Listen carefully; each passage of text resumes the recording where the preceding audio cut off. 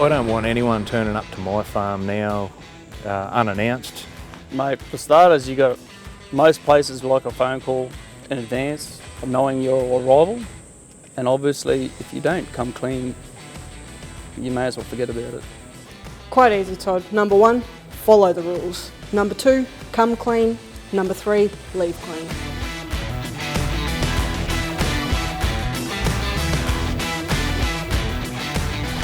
The Panama TR4 is it's the top of the list for the banana industry as far as threats go.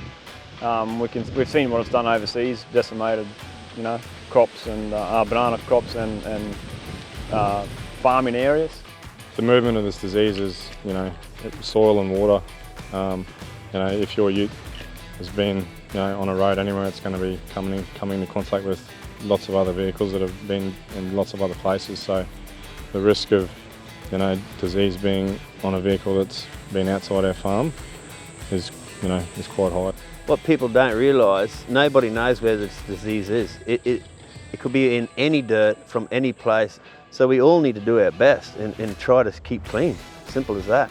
If you see a vehicle that rocks up completely covered in dirt or just neglected, like when the person obviously is showing you signs of not caring, you got to make the choice and trust your workers to make the choice if you're not around to send them away. The way I look at it, our farm is clean. We're free of Panama TR4 currently, so anything outside our farm I consider to be dirty.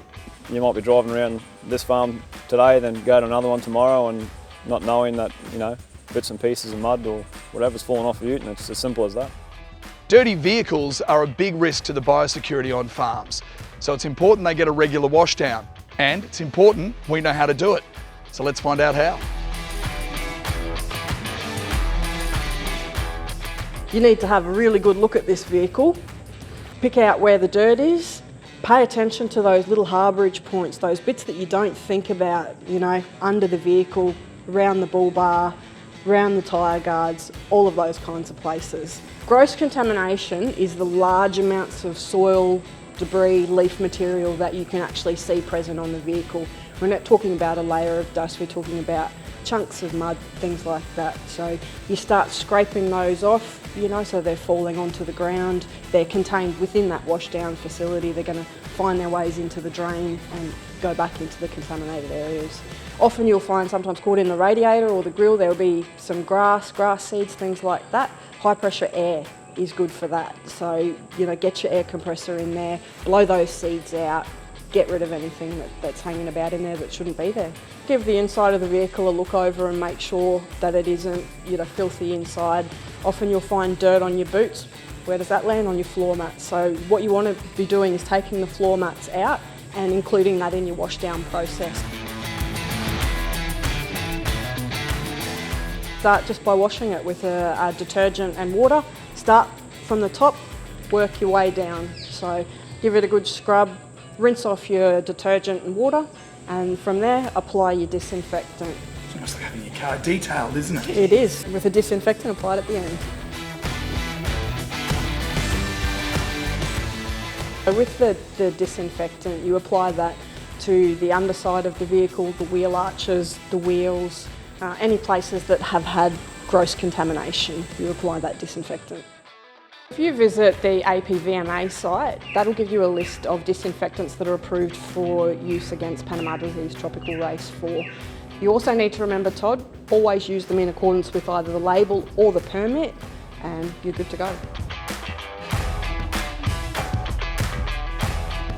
Make sure you record who cleaned the vehicle, the time and place, and the disinfectant that was used on the vehicle. Because quite often there's more than one person using the car, right? They're using the vehicle. That's correct. So you need to make sure that there's always a record that the vehicle has been washed down before you take it to another place.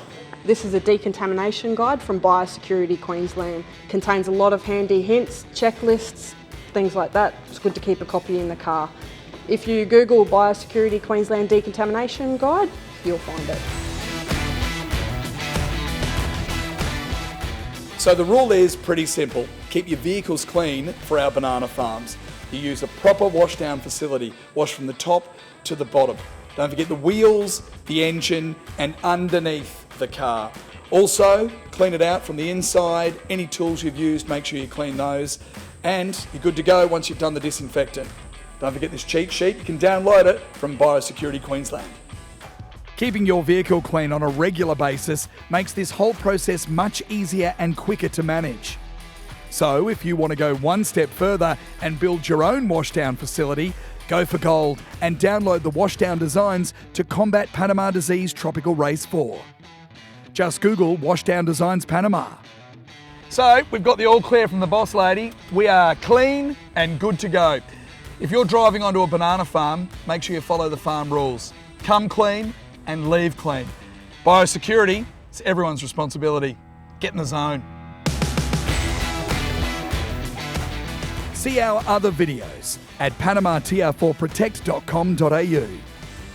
For further advice, contact Biosecurity Queensland on 132523 or the Australian Banana Growers Council on 07 3278 4786.